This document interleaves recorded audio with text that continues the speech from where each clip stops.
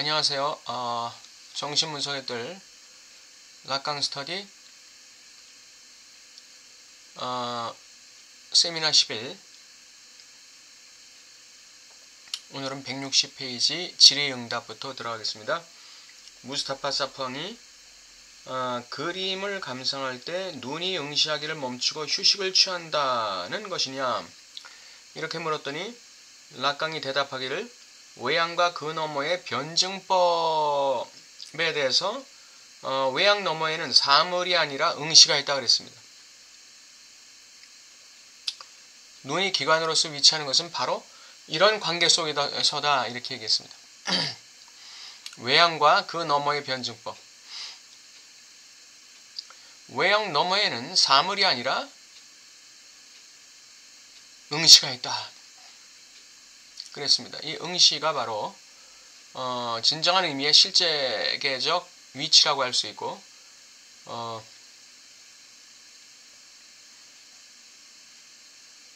주체의 실제를 지시하는 어떤 지점이라고 할 수 있죠. 눈이 기관으로서 위치하는 것은 바로 이런 관계다 하는 것은 응시를 지향한다. 눈은 응시를 지향한다는 것입니다. 눈이 기관으로서 위치할 때 그것은 기관으로서의 눈은 바로 욕망을 담고 있는 것이죠. 기관으로서의 눈은 욕망을 담고 있는 것입니다. 그렇기 때문에 우리가 외양은 시각으로 보지만 그 너머의 응시는 욕망으로 보는 것입니다. 이 욕망이 바로 스크린의 역할을 해서 그 응시의 지점을 바라보게 되는 것이죠. 그랬더니 질문하기를 외양 너머에 결여 혹은 응시가 있다는 말씀이신가요? 이렇게 물으니까 락강이 시관적 차원에서 욕망이 작용하는 시관적 차원에서 충동이 작동하는 한 다른 모든 차원에서 탐지될 수 있는 것과 같은 대상 A의 기능을 이 차원에서 볼 수 있다는 것은 시관적 차원에서 대상 A의 기능을 볼 수 있다는 것이죠. 시관적 충동, 시관 충동, 이거는 욕망이 작동하는 차원이라고 말할 수 있습니다. 당연히 대상 A가 드러나겠죠. 대상 A가 기능하는 차원은 바로 이 시관 차원, 욕망 차원이다, 이렇게 얘기합니다. 대상 A란 주체가 자신을 주체로 구성하기 위해 자신으로부터 분리해낸 것 같다. 결여는 대상 A는 내 안에 있는 결여, 그 결여를 가리고 있는 어떤 것이잖아요. 또 결여를 채워줄 것이라고 가정되는 어떤 대상이란 말이죠. 그렇기 때문에 결여와 대상 A는 서로 다이아몬드 관계에 있는 것이죠. 다시 말하면 서로를 지향하는 관계에 있는 것입니다. 그것은 즉 대상 A는 결여의 상징, 말하자면 남근이라는 상징에 비길만 하다. 남근이라는 것은 결여의 그 표상, 결여의 기표로서의 남근이라고 그랬습니다. 그것은 분리 가능해야 되고 결여와 모종의 관계 속에 있어야 된다 그랬습니다. 대상 A의 위상에 결여와 관계되어 있어야 되고 그 분리가 가능한 것이어야 한다. 환상 속에서 분리가 가능한 것이죠. 환상 속의 대상 A. 구강적 수준에서 대상 A는 무다, 그렇게 얘기하면서, 왜냐하면 이유 때 엄마의 젖을 완전히 상실해버리게 되니까 그것은 하나의 박탈로서 기능할 수 있다. 그래서 젖이라는 대상은 이미 상실된 대상으로서 대상 A에 위치하면서 박탈, 즉 주체의 결여를 지각하게 만드는 그런 역할을 한다는 것이죠. 학문적 수준은 은유의 장소이다 그랬습니다. 어떤 대상을 다른 대상으로 대체하는 것, 가령 남근 대신 대변을 주는 것이다. 학문 충동은 주는 것입니다. 학문 충동은 싸는 거예요. 주는 것이죠. 보유도 학문 충동 중에 하나지만 진정한 의미의 학문 충동이란 배설하는 것, 주는 것, 싸는 것을 얘기하는 것입니다. 증여, 선물의 영역이 되는 것은 바로 이 때문이다 그랬어요. 배설의 차원이다 이거죠. 빈털터리가 되고 가진 게 없기 때문에 주어야 할 것을 주지 못하게 되어도 우리는 언제나 궁여지책으로 다른 무엇인가를 줄 수 있다고 그랬습니다. 락강은 사랑을 뭐라고 그랬죠? 내게 없는 것을 원치 않는 자에게 주는 게 사랑이다 이렇게 얘기했죠. 이 주려고 하는 것, 이게 바로 학문 충동이에요. 이 긁어 모으려고 하는 충동도 있죠. 이 긁어 모으고 이 모으고 쌓아두려고 하는 충동도 있어요. 이것도 학문 충동인데 그것은 학문 충동의 이면을 얘기하는 것입니다. 학문 충동의 원래의 의미는 주는 것이죠. 그 병리적인 부분이 바로 모으는 것입니다.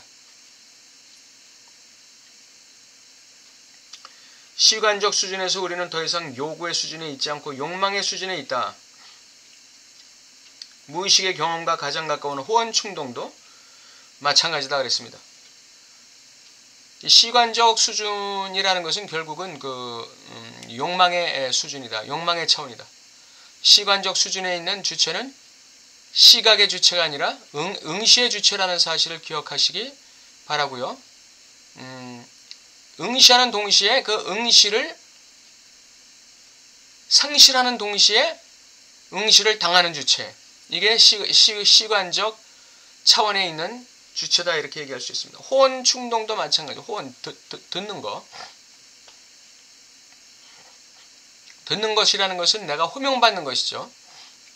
호명을 받는데 그 호명이 나의 욕망과 관련이 있으면 우리는 그 호명에 반응하게 되는 것이죠. 그때 그 반응했을 때 이 호명은 뭘로 바뀐다고요? 다 바뀐다고요? 운명어로 바뀌는 것이죠. 운명어로 바뀌는 것이에요.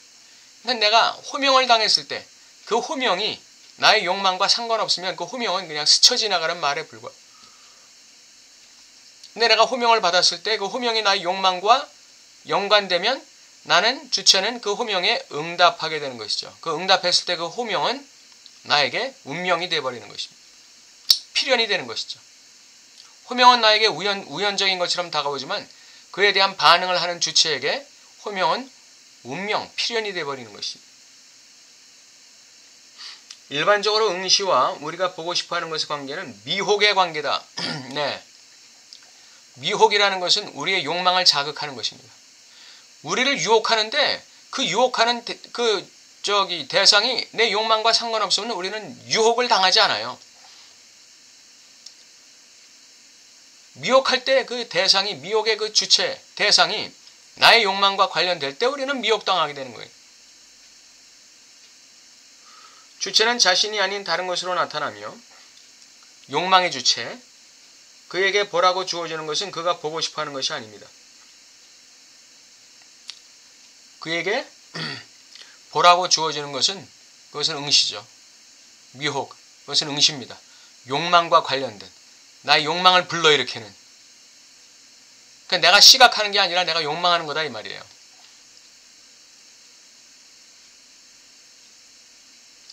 나에게 보라고 주어지는 것은 내가 보고 싶어하는 게 아니다. 내가 시각하고자 하는 게 아니라 내가 욕망하고자 하는 것이다 이거죠. 이를 통해 눈은 대상 A로 말하자면 마이너스 팔루스의 수준에서 기능할 수 있다 그랬습니다. 예. 욕망의 수준에서 기능할 수 있다 그 얘기죠. 시관적 차원은 대상 A와 관련되어 있고 그것은 응시의 수준이고 그것은 주체의 욕망의 수준과 관련되어 있다. 그것은 바로 마이너스 팔루스의 수준과도 관련되어 있다 이렇게 얘기할 수 있습니다. 9장 163페이지 그림이란 무엇인가? 대상 A가 시종일관 마이너스 팔루스라는 알고리즘으로 표기해온 욕망의 중추적 결혈을 상징화한다면 대상 A가 욕망의 중추적 결혈을 상징화한다면 가장 완벽하게 자취를 감춰버리는 장, 즉 시각의 장 속으로 뛰어들며 벌렸던 이 무모한 도박을 오늘도 계속해보자. 가시적인 것의 장에서 대상 A는 응시이다.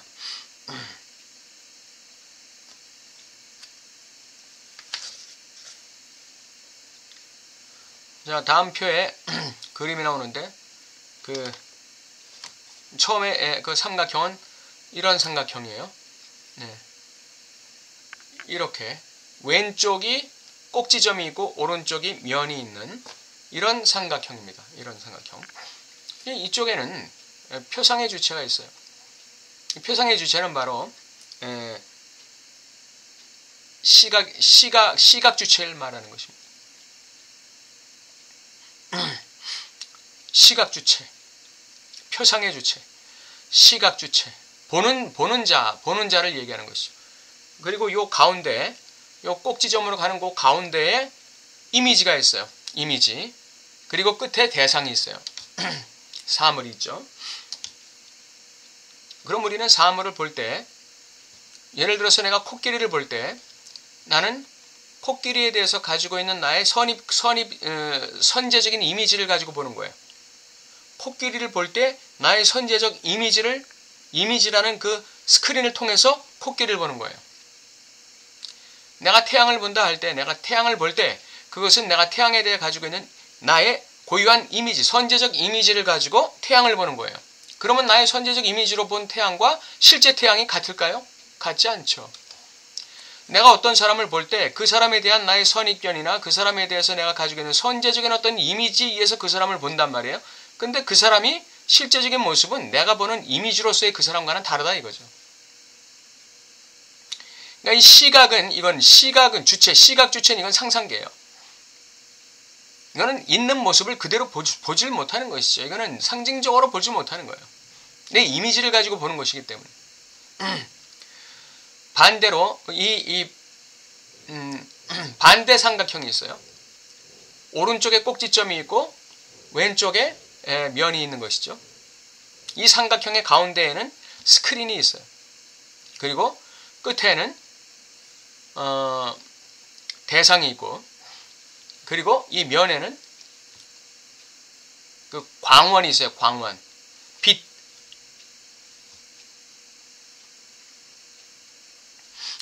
그 광원이 바로 주체를 응시하는 응시의 주체입니다. 그럼 그 광원을 받은 주체가 대상을 바라볼 때 스크린을 통해서 바라보는데, 그 중간에 있는 스크린이 뭐라고요? 그게 주체의 욕망이 되는 것입니다. 왜냐하면 광원에서 오는 그 빛은 주체의 결여를 지각하게 하고, 결여를 지각한 주체는 욕망이라는 관점을 가지고 욕망이라는 스크린을 가지고 대상을 보는 거예요. 그러니까 응시당하는 사람은 욕망을 가지고 대상을 보게 되어 있어요.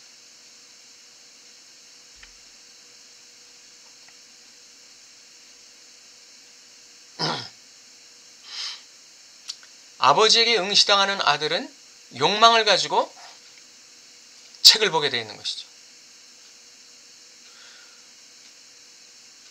엄마에게 응시당한 아들은 엄마에게 인정받고자 하는 욕망을 가지고 일상생활을 하게 되는 거예요. 좀 예가 좀 적절치 못한 예를 들어서 죄송합니다만, 그런 거예요. 내가 응시당하고 있다는 걸 지각할 때 나는 응시할 수밖에 없어요. 내가 응시당하고 있지 않다고 생각할 땐 시각하지만, 내가 응시당하고 있다고 지각할 때는 나는 응시의 주체가 되는 것이죠. 욕망의 주체가 되는 거예요. 그래서 나의 욕망이라는 스크린을 가지고 대상, 현실, 상징계를 바라보게 되는 것이죠.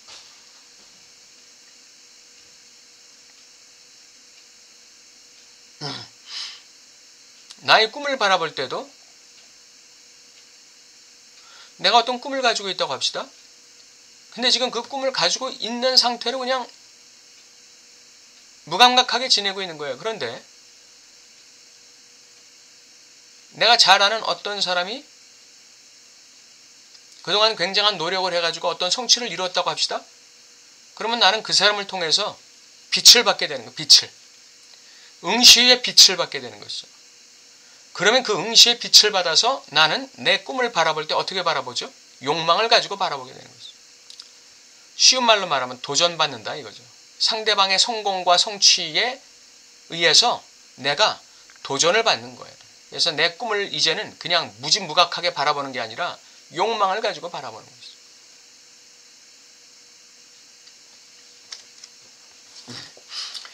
이것이 바로 가시적인 장 속의 주체가 자리 잡을 때 가장 내밀한 수준에서 작용하는 기능입니다. 이러한 장에서 나를 근본적으로 결정짓는 것은 바깥에 있는 응시입니다. 예, 바깥에 있는 응시, 대상 A의 지점, 이것이 나를 결정짓는 것입니다. 응시를 통해 나는 빛으로 들어가며 응시를 통해 나는 빛과 동일화가 되는 거예요. 응시의 이 눈에 내가 동일시되는 것이죠. 그 빛의 효과를 잊게 된다고 얘기했어요.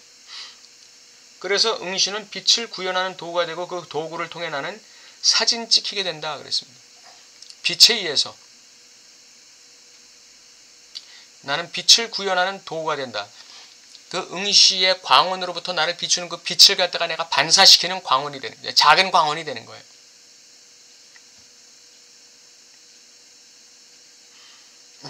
그를 통해서 내가 사진 찍히게 된다. 욕망을 가지고 욕망의 주체가 된다는 것이, 욕망의 주체가 되어서 대상을 추구한다. 165페이지 그 8째 줄에 현상 이면에는 본체가 있다. 이건 이제 철학자들의 관점이에요. 철학자들의 관점. 현상 이면에는 본체가 있다. 본체는 뭔지 알 수 없다. 이데아의 세계를 얘기하는 것이죠. 물 자체, 디간즈히의 세계를 얘기하는 것이죠. 그래서 현상계를 이론화하고 현상계에서 이론화되지 못하는 것은 본체에 돌리는 거예요. 이데아에 돌리는 것이죠.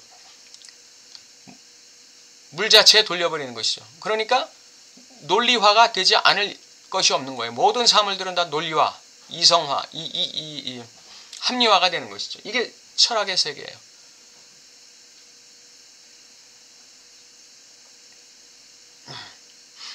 물 자체라는 선험적 범주에 의해서 모든 현상계를 이해할 수 있게 되니까 이해 못할 현상계가 없는 것이죠. 이거는 철학의 세계죠. 그러나 저는 락강 자신은 사물의 균형은 표면과 그 너머의 것 사이의 변증법을 통해 이루어지는 게 아니라 표면과 이면의 변증법이 아니라 자연 상태로부터 존재하는 균열, 이분화, 분열을 초래하는 어떤 것이 있다는 사실입니다. 자연 상태에서부터 벌써 분열과 이분화가 작동하고 있는 그 상태가 자연 상태의 출발점이에요. 주체는 거기서부터 출발하는 것입니다. 주체는 태어나면서부터 분열을 안고 태어나는 것이죠. 그래서 락강은 주체는 결국 그러한 분열에 적응하는 것이라고 얘기합니다. 그러니까 인생이라는 것은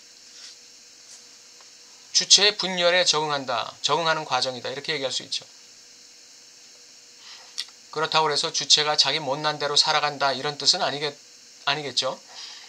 여기서 자기의 분열에 적응한다는 말은 자기 분열을 고상하게 적응한다. 자신의 분열에 대해서 고상하고 고귀하게 적응한다는 뜻이지 저급하고 조잡하고 난잡하게 자기 분열에 적응한다 이런 뜻은 아닐 것입니다.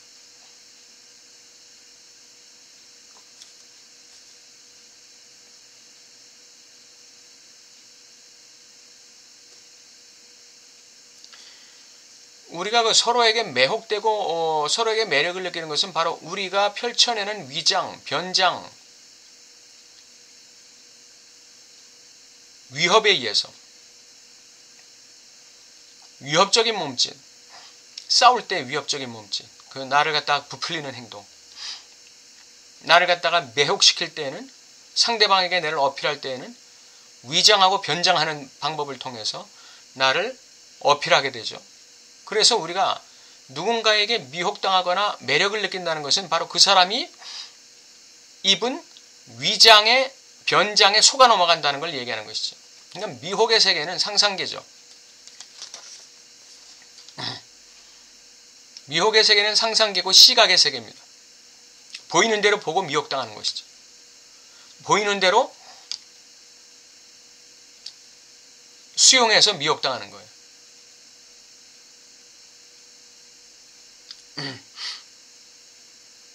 수컷과 암컷의 가장 강렬하고 격렬한 만남은 의심의 여지 없이 가면을 매개로 한다. 위장, 변장, 위협 이런 것을 매개로 한다는 뜻이죠. 166페이지 두 번째 패러그래프의 넷째 줄에 스크린의 기능. 스크린이라는 것은 욕망을 얘기하죠. 주체의 욕망의 언어 또는 욕망을 얘기하는 것입니다. 마이너스 팔로스를 얘기하는 것이죠.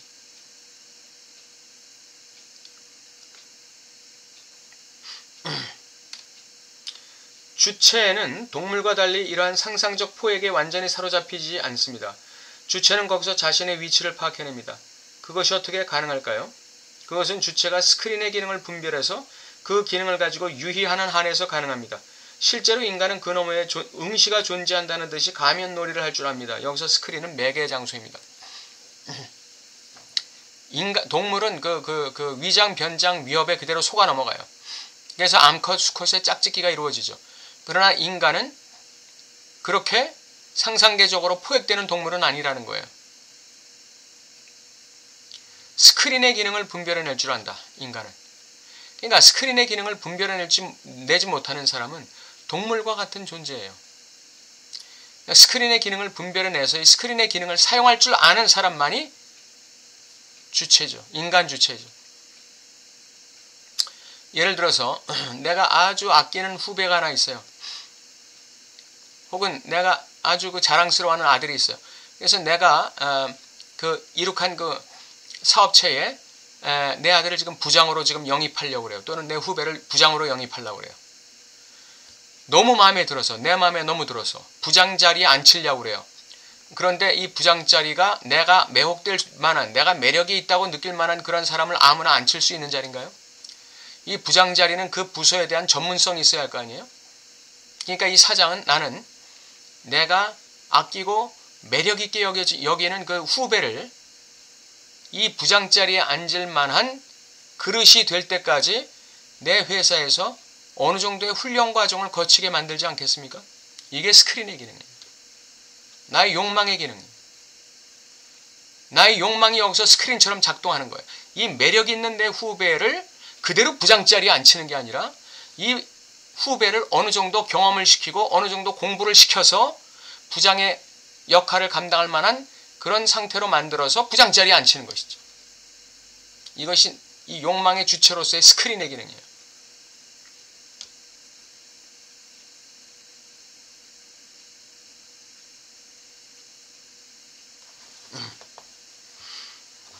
스크린의 기능, 선글라스의 기능. 햇빛이 쫙 비칠 때 우리는 앞이 잘 안 보이잖아요. 거기에 선글라스를 끼면 앞이 잘 보이는 거예요. 뭐가 있는지 보이는 것이죠. 초점이 분명해진다는 것이.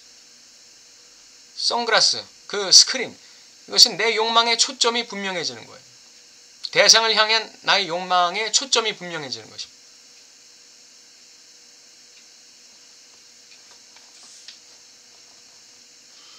(157페이지) 두 번째 패러그래프. 바로 이것이 회화 창작에서 지금까지 거의 지적된 적이 없다고 할 수 있는 특징 중의 하나입니다. 그럼에도 고유한 의미에서 구성이라 할 수 있는 것, 즉 화가가 창조해낸 표면의 분할선, 소실선, 역선, 이미지가 자리 잡는 틀 등은 그림 속에서 다시 찾아내는 일은 매혹적인 놀이입니다. 그러나 꽤 주목할 만한 책에서 이 틀을 골조라고 부르는 것을 보고 무척 놀란 적이 있는데요. 그렇게 부르면 그것의 주된 효과가 사라지기 때문입니다. 이렇게 하면서 158페이지. 실제로 지각의 경우와는 반대로 그림 속에는 언제나 부재한다고 할 수 있는 무언가가 있습니다. 시각에서 눈의 식별 능력이 최대로 발휘되는 곳은 바로 중앙 부분입니다. 그림에서 시각의 최대 능력이 발휘되는 것은 그림의 중앙 부분이라는 거예요. 반면 어떠한 그림에서도 중앙은 부재할 뿐이고 구멍으로 요컨대 뒤에서 응시를 감추고 있는 눈동자의 반영으로 대체되어 있습니다. 어떤 그림에서도 중앙은 시각의 대상이라기보다는 응시의 대상으로 존재한다는 것이죠. 그 결과 그림이 욕망과 관계를 맺게 되는 한 항상 중앙에는 스크린의 자리가 각인되고, 중앙의 자리라는 것은 이거는 상징적 의미죠. 중앙에는 우리가 그냥 일반적으로 볼 수 있는 어떤 사물이나 사람이 있을 수 있어요. 그러나 그 중앙은 우리를 응시하는 응시의 자리로서 그림에 내재하는 동시에 그림에 외재하고 있는 어떤 응시의 자리라는 것이죠. 나는 그림 앞에서 기하광학적 차원의 주체로서 삭제되어 버립니다. 항상 중앙에는 스크린의 자리가 각인되고 있기 때문에 바로 이러한 이유에서 나는 그림 앞에서는 기하과학적 차원의 주체로서 삭제된다. 응시 앞에 있을 때 주체는 삭제되는 거예요. 주체도 삭제되고 주체의 응시도 삭제돼 버리는 것이죠.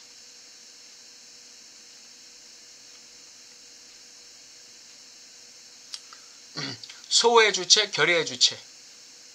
텅 빈 주체로 환원시켜버리는 자리가 바로 응시의 자리인데 그게 그림의 중앙에 있다는 거예요.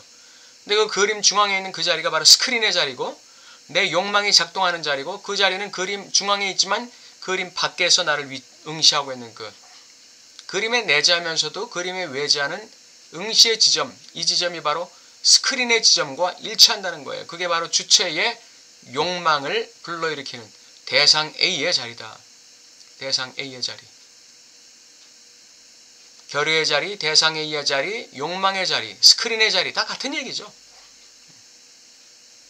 주체는 그러한 스크린을 통해서 사물을 지각하고 상황을 지각하고 대상을 지각하고 사람을 지각하고 내 인생을 지각하는 것이죠. 내 미래와 앞날을 지각하고 나 자신을 지각하는 것이죠. 스크린을 통해서, 욕망이라는 스크린을 통해서.